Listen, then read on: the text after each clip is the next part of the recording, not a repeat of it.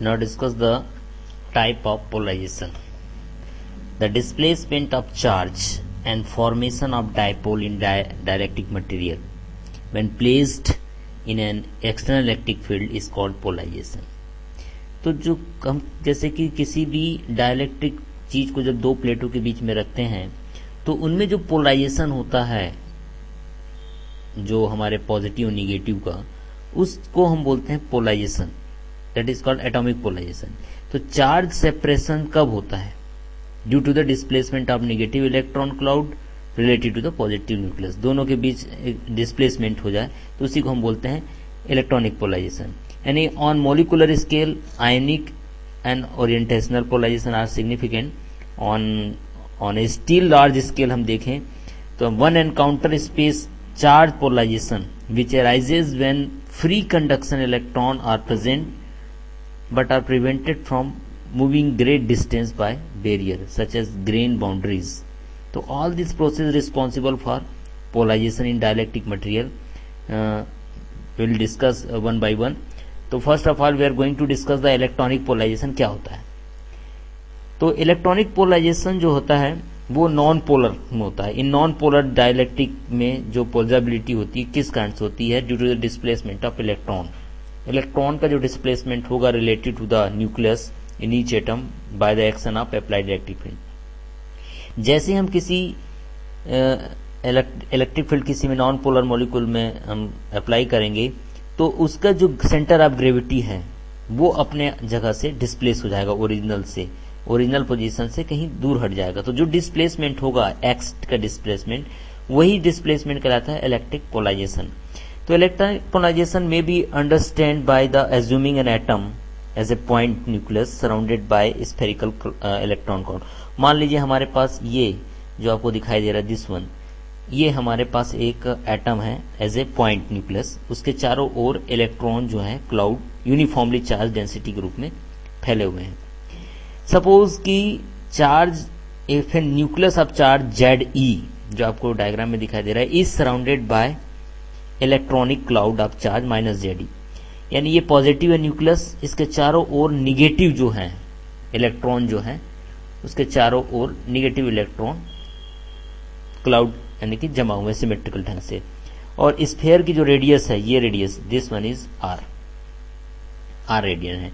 Then the volume charge density, उसकी volume charge density कितनी होगी? तो हमको पता है रो इज इक्वल टू क्या होता है? चार्ज अपॉन वॉल्यूम होता है. तो हमारे पास चार्ज कितना है? -ZE. ओके. और स्फीयर क्योंकि गोल है तो स्फीयर का क्या कहता है वॉल्यूम कितना होता है? 4/3 पाई R³ इतना होता है. ठीक है. तो इसको हम जनरली लिख सकते हैं ढंग से अरेंज करके रखते हैं 3/4 ZE upon pi R³. This is equation number first. यानी कि हमारा इतना क्या कहते हैं चार्ज डेंसिटी हमारी निकल के आ गई एक स्फीयर में.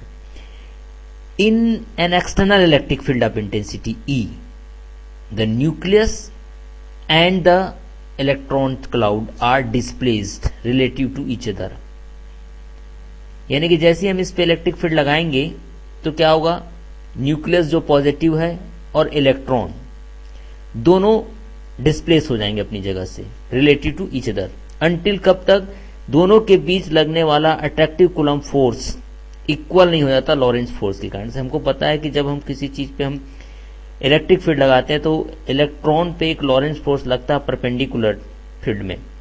तो वो इसके कारण से दोनों जब तक कूलम्ब फोर्स और वो लॉरेंज फोर्स बराबर नहीं हो जाएंगे ये एक दूसरे से डिस्प्लेस होते रहेंगे और एक डिफरेंस यानी कि डेफिनेट डिस्टेंस के बाद वो जाके अलग हो जाएंगे, जैसे कि डायग्राम में x डिस्टेंस दिखाया गया है. तो let the displacement of centre of positive nucleus and centre of the electron cloud वो x है जो कि हम इस डायग्राम के द्वारा हमको दिखाई दे रहा है. तो हमको कैलकुलेट करना है. To calculate the induced dipole moment कितना हुआ? Let us assume for time being कि that only the electron cloud is displace by the external field. Electron को जो क्लाउड थे वो अपनी जगह से डिस्प्लेस हो गए इलेक्ट्रिक फील्ड लगाने की वजह से. तो इक्विलिब्रियम पोजीशन में क्या होगा? दोनों बराबर हो जाएंगे. लॉरेंज फोर्स बराबर होगा कूलम्ब फोर्स के. तो दोनों को हमको इक्वल करना है. लॉरेंज फोर्स हमारा कितना हो रहा है? लॉरेंज फोर्स जो होता है, लॉरेंज फोर्स हमको किसके इक्वल करना है? कूलम फोर्स के। तो minus Z E capital electric field, और हमारे पास है 1/4πε0 जेड ई अपॉन दोनों के बीच के दूरी का डिस्टेंस का स्क्वायर, इतना आ गया हमारे पास। ठीक, जेड ई इंटू क्या है, charge enclose in the sphere. Charge कितना आ रहा है इनक्लोज इन द स्फीयर में, तो 4/3πr³ होता है सिग्मा, उतना होगा। हम उसको पुटअप करनी पड़ेगी वैल्यू, तो कितना होगा minus Z E capital E is equal to 1/4πε0, right. Z E charge कितना होता है 4/3πr, आर की जगह सॉरी यहाँ पे एक्स है तो x³ रो, इतना हो गया upon x²। This is the equation number second हो जाएगा। तो substituting the value of rho from equation first से इक्वेशन सेकेंड में हम पुटअप कर देंगे उस वैल्यू को, तो हमारी वैल्यू कितनी हो जाएगी z e is equal to, ठीक है, जेड ई हमारे पास है कितना हो जाएगा 4/3πx³। अब रो की वैल्यू यानी कि यहां पे जो है इसकी वैल्यू हम पुटअप करेंगे, कितनी हो जाएगी -3/4 है, इक्वेशन 4 में फर्स्ट से ले रहे हैं हम, जेड ई अपॉन πr³, राइट। अपॉन कितना है अपन आपको दिखाई दे रहा है 4πε0 तो था x²। अब इसको सॉल्व कर लेंगे, सॉल्व करने के बाद हमें मिलेगा जेड ई, ठीक है, ये जेड एक है, अंदर एक जेड ये है, इन दोनों जेडों को मल्टीप्लाई करेंगे तो जेड² ये हो गया, दोनों ई/e² हो जाएगा, x³ और x² नीचे है तो x ऊपर बचेगा x, राइट। r³ नीचे आ जाएगा, राइट, तो कितना जाएगा 4πε0 r³, इतना बचा। तो यहाँ से x की वैल्यू हम इजिली फाइंड आउट कर सकते हैं कि x की वैल्यू कितनी आई, दोनों के बीच का डिस्टेंस, यानी x इज इक्वल टू हमारे पर वैल्यू आ रही है 4πε0 r³ e अपॉन जेड ई। तो यहाँ पे क्लियर कट बात है कि x जो है डिस्टेंस किस पे डिपेंड कर रहा है, इलेक्ट्रिक फील्ड पे। x is directly proportional to electric field, यानी the displacement of electron cloud is directly proportional to the applied field. जैसे हम अप्लाइड फील्ड करेंगे वैसे ही उतनी वो डिस्प्लेस हो जाएगा।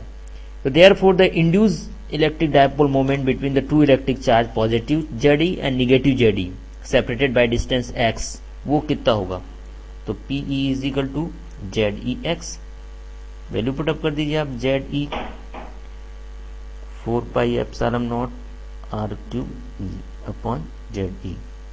So this PE is directly proportional to E.